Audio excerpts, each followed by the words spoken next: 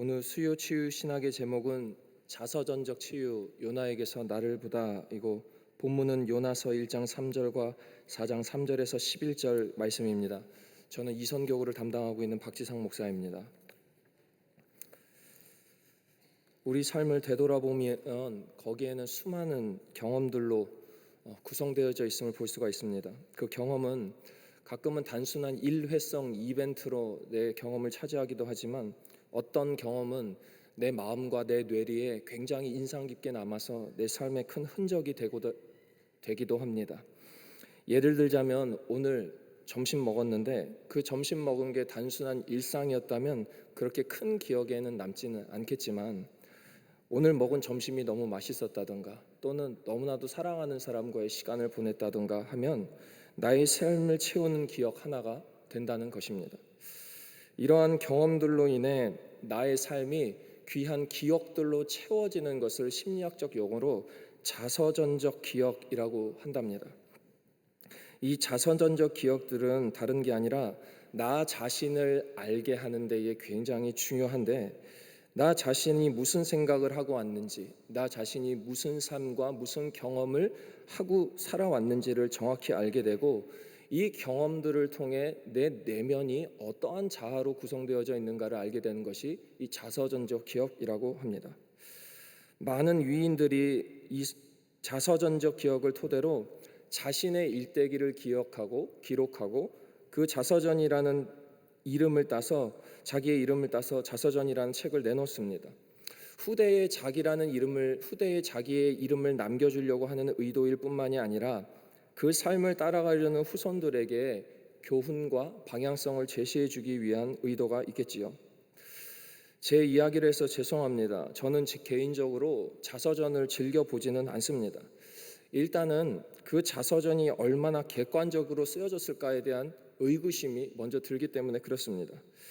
사람은 누구나 좋은 흔적들만을 남기고 싶어 하기 때문에 그 자서전적 기억을 토대로 좋은 것만을 남기려고 하지 않았을까라는 의심이 제 안에 있어서 그렇습니다. 이런 의미에서 성경은 무척이나 객관적이고 정확한 자서전이 되는 것 같습니다. 사랑 같은 좋은 점만 기록되어 있는 것이 아니라 고통도, 실수도, 죄도, 심판도 함께 기록되어 있기 때문에 그렇습니다. 하나님을 믿는 신앙의 선배들이 그 인생에서 좌충우돌하며 어떻게 믿음 지키며 살아왔는가가 아주 상세하게 기록되어 있는 책이 바로 이 성경입니다. 이스라엘 역사상 가장 위대한 왕이라는 이 다윗도 그 삶의 죄성이 사무엘 하서에 낱낱이 적혀 있지 않습니까? 왜 적혀 있겠습니까? 연약할 수밖에 없는 인간이지만 그 인간이 주는 나의 목자, 하나님만 목자 삼았을 때에 하나님이 쓰시는 역전의 역사까지 같이 볼 수 있기 때문에 그렇습니다.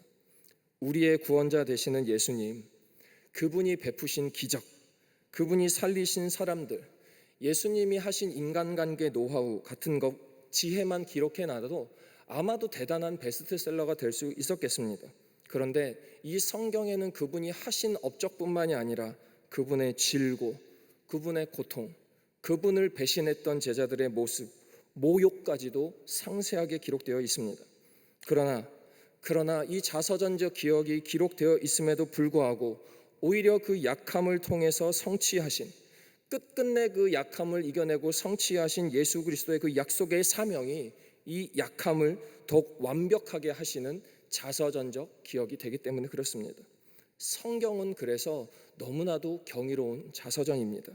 좋은 것, 나쁜 것 모든 것이 적혀 있는 신앙으로 살아온 우리 믿음의 선배들이 도대체 어떻게 이 세상을 살아갔는지에 대해서 붙잡고 적혀져 있는 것이 바로 이 자서전 성경입니다.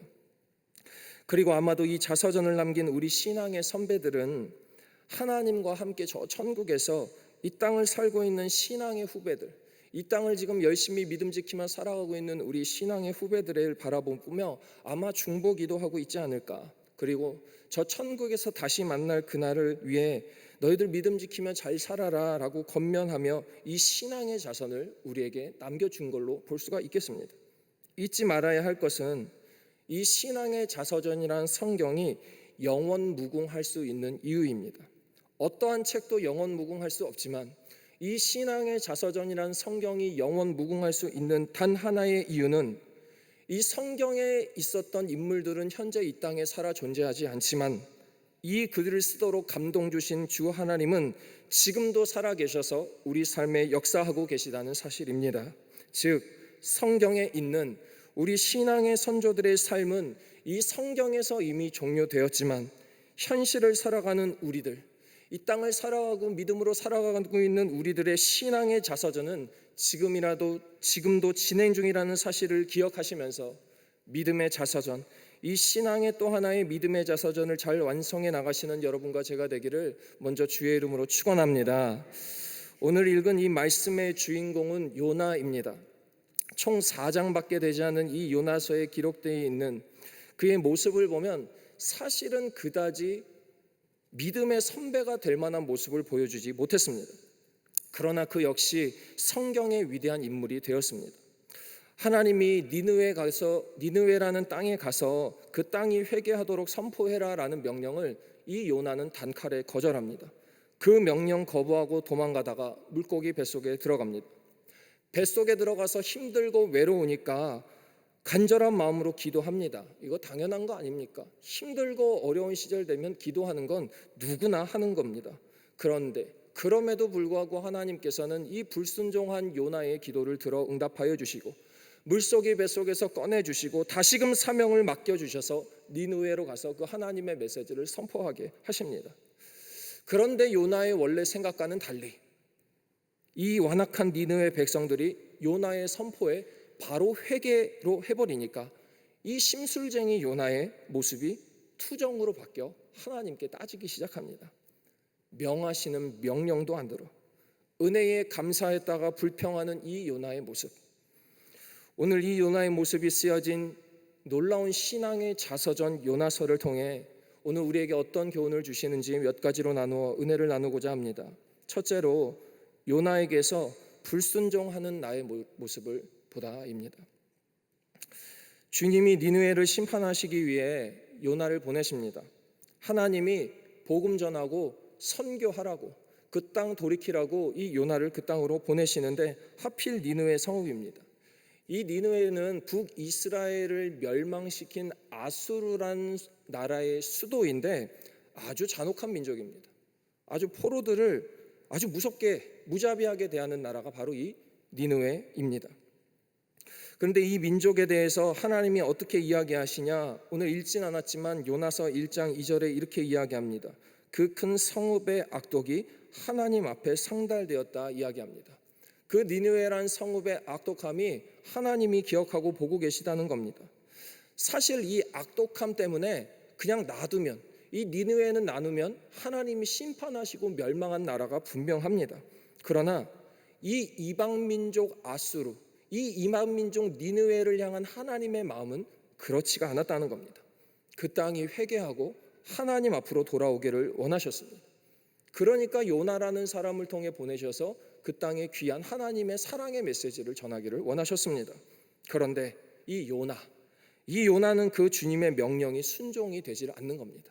저 악독한 니느웨에 뭐하러 복음을 전하나, 저 악독한 니느웨를 그냥 심판해버리시면 되지 뭐하러 하나님의 메시지를 전하나. 왜 구원하시려 하느냐는 이 요나의 생각은 결국에 하나님께 순종함이 아닌 자기의 고집을 따라가게 됩니다. 그런 그 모습을 우리가 읽은 이 말씀 1장 3절은 그 모습을 이렇게 이야기합니다. 요나서 1장 3절에 그러나 요나가 여호와의 얼굴을 피하려고 이어집니다. 배를 만난지라 여호와의 얼굴을 피하여. 하나님의 말씀을 듣지 않는 요나의 모습을 오늘 요나서는 하나님의 얼굴을 피하였다라고 표현합니다. 사랑하시는 여러분, 주님께 불순종하는 자의 모습이 바로 이 하나님의 얼굴을 피하는 겁니다. 우리를 창조하시고 우리의 삶의 모든 반경을 창조하신, 그래서 우리의 삶을 100% 인도하시고 주관하시는 그분의 눈을, 그분의 얼굴을 피하는 것이 바로 불순종입니다. 창세기 3장에 도덕책에도 쓰여있는 원죄라고 불리우는 이 아담과 하와의 불순종이 나옵니다. 거기에 그들의 모습을 성경은 이렇게 이야기합니다. 창세기 3장 8절에 그들이 그날 바람이 불 때 동상에 거니시는 여호와 하나님의 소리를 듣고 아담과 그의 아내가 여호와 하나님의 낯을 피하여 동산나무 사이에 숨은지라 이야기합니다. 하나님의 얼굴을 피하여 도망간 겁니다. 아담과 하와는 주님이 만들어 놓으신 그 에덴 동산에서 생육하고 번성함을 누리기만 하면 되는 축복을 얻어냈습니다. 그러나 그의 원죄, 그 죄의 시작은 다름 아니라 하나님의 낯을 피하는 것에서부터 시작되었습니다. 그러면서 그들의 마음에 한 가지 욕심이 싹 텄는데 그것이 창세기 3장 5절입니다. 너희 눈이 밝아져 하나님과 같이 되어라는 유혹에 넘어가 버립니다. 하나님의 얼굴을 피하여 너희 눈이 밝아지기를 원하느냐? 하나님의 온전한 인도하심, 주관하심을 따르는 것이 아니라 내 생각, 내 고집, 내 욕망대로 살려고 하는 그것의 결과, 하나님의 얼굴을 피하는 그 결과는 불순종, 즉 하나님의 눈을 피하는 것입니다.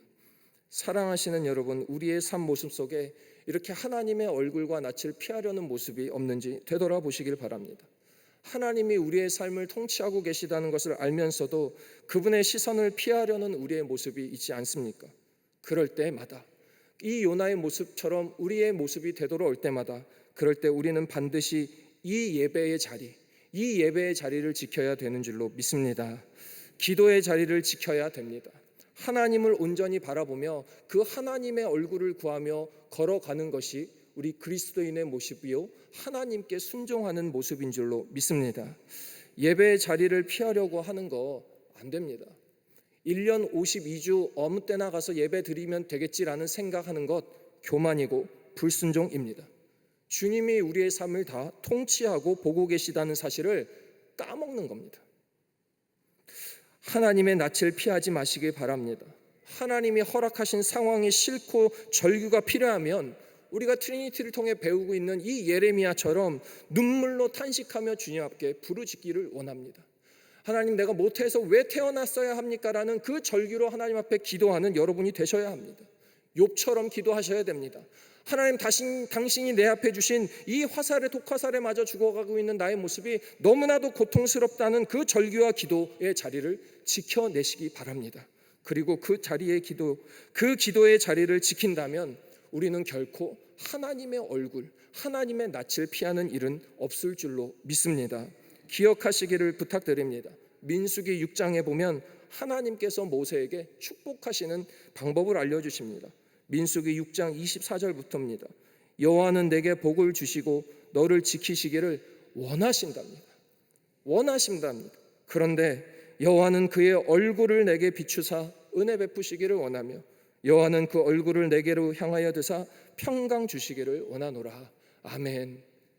요나가 남겨준 이 자서전의 교훈을 통해 주의 낯을 피하고 도망가는 불순종의 삶이 아니라 주의 얼굴 앞에 은혜와 평강을 구할 때에 주님이 주시는 축복을 마음껏 누리게 되는 줄로 믿습니다.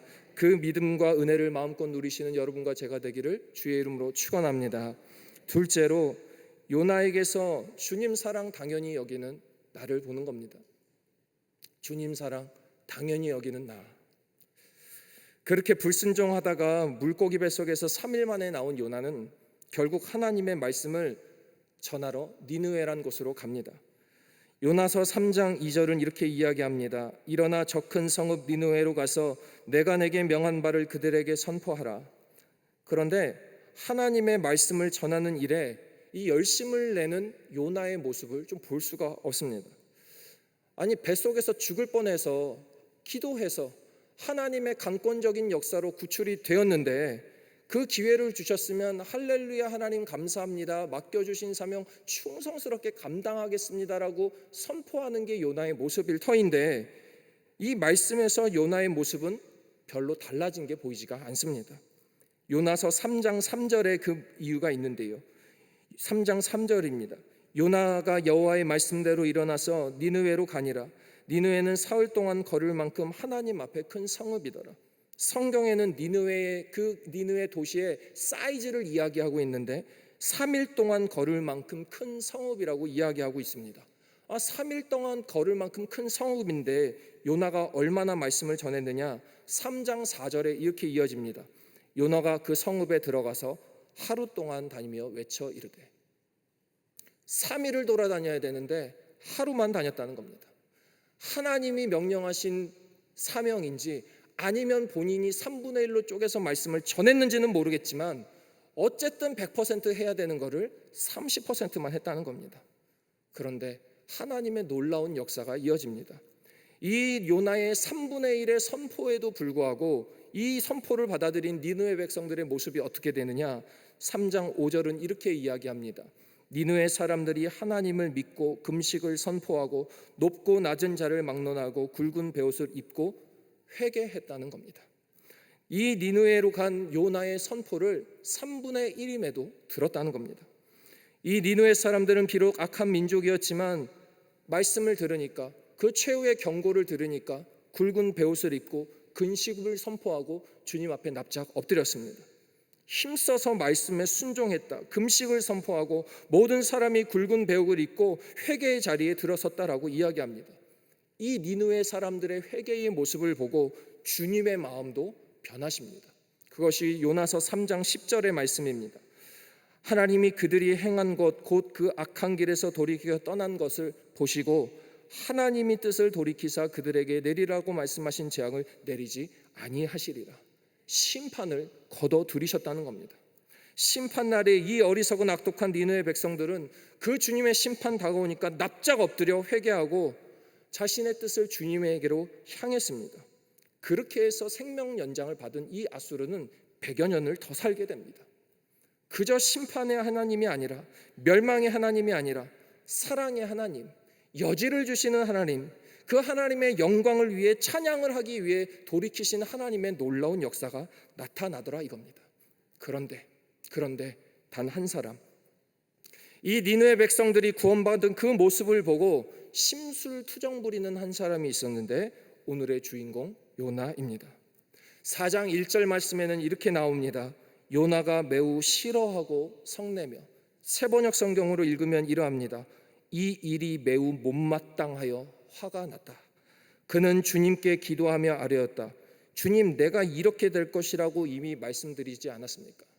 따지는 겁니다. 그러면서 요나가 어느 수준까지 따지냐? 4장 3절에 이렇게 따집니다. 내 생명 거두어 가소서 죽는 것이 낫겠습니다. 이게 웬 심술입니까? 도대체 요나가 왜 이러는 걸까요? 하나님의 지상명령 받은 구원받은 니느웨 백성에 대한 감사 인사 드려도 그 하나님의 사명을 감당했다 칭찬받을까 말까인데 불평과 불만으로 주님께 항변하는 모습을 볼 수가 있습니다. 도대체 왜 이러는 걸까요? 주님께서는 놀라운 한 가지 역사하심이 있었는데 이 요나를 사용하셔서 그 니느웨를 구원하시길 뿐만이 아니라, 이 요나를 통해 한 가지를 깨닫게 하시기를 원하셨는데, 그것은 주님의 사랑은 단 한 사람 또는 편애적인 것, 한 민족만을 위한 것이 아니라, 선택된 몇몇을 위한 사랑이 아니라, 예수 믿는다고 자신하고 자만하고 자부하는 사람들만을 위한 것이 아니라, 신앙생활 오래 했다는 사람들을 위한 것이 아니라, 주님의 사랑은 저 악독한 아수르에게까지도 주시기를 원한다는 하나님의 메시지를 전하기 원하셨다는 겁니다. 죄인에게도, 악독한 자에게도, 인생 파산 상태에 있는 사람에게도 모두를 포함한 모든 사람을 위한 사랑을 하나님 전파하기를 원하고 계셨다는 것입니다. 주님의 사랑은 누구 한 사람 우리의 시선으로 판단해서 전해지는 것이 아니라는 겁니다. 이 땅에 창조하신 모두를 위한 사랑인 겁니다. 그런데 이미 그 사랑을 당연히 누리고 있는 우리는 요나처럼 너무나 그 사랑을 당연하게 여기고 있지 않습니까? 나만 먹어도 되는 사랑, 나만 누려도 되는 사랑처럼 나만 즐기고 있는 하나님의 축복이 아닙니까? 오늘 말씀에는 요나와 관련된 한 가지 일이 더 말씀에 나옵니다. 니느웨가 그래서 어떤 일이 일어나는지를 보고 싶었던 요나는 땡볕에 초막을 짓습니다. 거기에 주님이 넝쿨을 지게 하셔서 그 그늘로 하여금 요나를 편하게 해주십니다. 4장 6절에는 이렇게 이야기합니다. 하나님이 여호와께서 박넝쿨을 예비하사 요나를 가리게 하셨으니 요나가 박넝쿨로 말미암아 크게 기뻐하였다, 이렇게 이야기합니다. 애썼다, 나가서 복음 전하느라 애썼다, 이 박넝쿨로 너 햇빛 가려줄게 하며 요나의 괴로움을 면하게 하시려고 넝쿨을 지게 하십니다. 요나가 그것을 크게 기뻐하였다고 이야기합니다. 그런데 가끔 주님께서 우리에게 이런 심술을 부리실 때가 있는데, 오늘 이 말씀에도 주님이 심술을 부리십니다. 4장 7절, 벌레를 예비하셔서 그 넝쿨을 갉아먹게 하시니까 이 요나, 너무나도 사랑스러운 심술투정쟁이 요나가 또 투정을 부립니다. 4장 8절의 말씀입니다. 해가 뜰 때에 하나님이 뜨거운 동풍을 예비하셨고 해는 요나의 머리에 쪼임에 요나가 혼미하여 스스로 죽기를 구하여 이르되 사는 것보다 죽는 것이 내게 나으니라 라고 하나님 앞에 또 엄살을 부립니다. 심술 부리고 투정 부리는 이 주님께 부리는 요나의 참 모습이 보이게 됩니다. 그런데 이 요나의 끊임없이 투정하고 있는 이 모습 속에, 이 모습을 통해 하나님 우리에게 한 가지를 깨닫기를 원하셨는데, 한없이 투정뿐이고 불평불만인 우리의 삶을 되돌아보면 우리 역시 그 하나님의 사랑을 당연하게 여기고 살고 있지는 않은가? 우리에게 이 요나의 자서전적 기억을 통해서 다시금 하나님의 사랑 당연한 것이 아니라 저 십자가의 아들 예수 그리스도 못 박여 가면서까지도 확증한 사랑임을 우리에게 다시금 일깨워주고 싶어하는 하나님의 의도가 아니었을까? 사명 주셨음에도 불순종, 살려주셨음에도 불순종, 심술 부리며 그 사랑 당연히 여기는 이 요나의 모습이 오늘 여호와로분과 저의 모습이 아닌지 이 말씀을 통해 점검해 보시기를 바랍니다. 그리고 너무나도 주님 사랑 당연하게 여겼던 우리에게 주님께서는 오늘 이 말씀을 통해 우리에게 또 이야기하고 계신지 모릅니다. 그 사랑, 너 하나만을 위한 당연한 사랑 아니고, 너 가족에 예수 믿지 않는 사람을 위한 사랑이고, 너 회사에 예수 믿지 않는 사람을 위한 사랑이고, 내 주변의 사람의 잣대로, 인간의 잣대로 정말 예수 믿으면 안 될 것 같은 사람을 위한 사랑이다. 그리고 그 사랑이 너를 위해서, 여러분들을 위해서 그 사랑이 여러분들을 통해서 그 사랑이 전달되기를 원한다. 우리에게 오늘 이 말씀을 통해 일깨워주고 계신 줄로 믿습니다. 그 믿음과 그 사랑을 꼭 다시금 되새기고 기억하시면서 결코 당연하지 않은 사랑 나아가 전하시는 여러분과 제가 되기를 주의 이름으로 축원합니다. 끝으로 요나처럼 나를 기억하라는 겁니다. 요나서는 이렇게 끊임없는 요나의 투정과 하나님의 인도하심의 반복 속에 이 끝이, 말씀의 끝이 조금은 어설프게 끝나는 것 같습니다. 4장 10절과 11절 요나의 마지막을 이렇게 끝납니다. 여호와께서 이르시되 내가 수고도 아니하였고 재배도 아니하였고 하룻밤에 났다가 하룻밤에 말라버린 이 박넝쿨을 아꼈거든. 하물며 이 큰 성읍 니느웨에는 좌우를 분변하지 못하는 자가 12만여 명이요 가축도 많이 있나니 내가 어찌 아끼지 아니하겠느냐 하시니라. 요나서가 이렇게 끝납니다. 뭐지 이게? 끝까지 도대체 왜 이렇게 끝나지? 요나가 변하여 위대한 하나님의 도구가 되었더라. 하나님께서 요나를 사용하셔서 수많은 교회들이 세웠더라. 그 믿음의 반석 위에 하나님이 교회를 세우시고 요나는 장렬히 순교했다 따위가 없고 이런 칭찬이나 결과 따위 하나 없이 이렇게 끝이 나게 됩니다. 그런데 사랑하시는 여러분, 이 요나서의 마지막 자서전적 치유의 비밀은 여기에 있습니다. 잘한 것보다 투정 부리는 것, 심술 부리는 것, 투덜대는 것, 불순종하고 주님 사랑 당연히 여겼던 이 요나의 모습, 바로 도대체 끝이 이게 뭐지라고 할 정도의 부끄러운 이 요나서의 이 성경 말씀의 저자가 다름 아닌 바로 이 요나 자신이라는 겁니다. 요나는 이 신앙의 자서전을 통해서 나는 이렇게 부끄러웠지만 여러분들은 그렇게 살지 마십시오. 나는 하나님 앞에 불순종했지만 여러분들은 순종하십시오. 나는 주님 사랑 당연하게 여겼지만 여러분들은 그 십자가 은혜 당연히 여기지 마십시오. 나는 그랬지만 여러분들은 그러지 마십시오라고 우리에게 이 자서전적 기억을 통해 말씀 전해주고 있는 것입니다. 그 요나의 믿음의 결과를 요나는 남기지 않았지만 누가복음 11장에 예수님께서 이 요나의 표적을 사용하셨습니다. 누가복음 11장 30절 요나가 니느웨 사람들에게 표적이 된 것 같이 인자도 이 세대에 그러하리라. 표적만을 바라던 그 유대인들 불순종으로 일관하며 주님 사랑 당연하게 여겼던 그 이스라엘 유대인들에게 요나의 표적을 예로 드시며 하나님의 온전한 완벽한 사랑을 선포하고 계신 이 예수님의 모습, 그리고 이 이 예수님의 모습을 통해 하나님의 사랑이 예수 그리스도 십자가로 완성된 것입니다. 이 투덜쟁이 요나의 모습이, 불순종한 모습이, 사랑 당연하게 여긴 이 요나의 모습이 예수님께서 구원을 완성하시는 표적이 되었다는 것입니다. 사랑하시는 여러분, 오늘 이 요나의 모습을 통해 우리의 저와 여러분의 어떤 모습을 확인하셨습니까?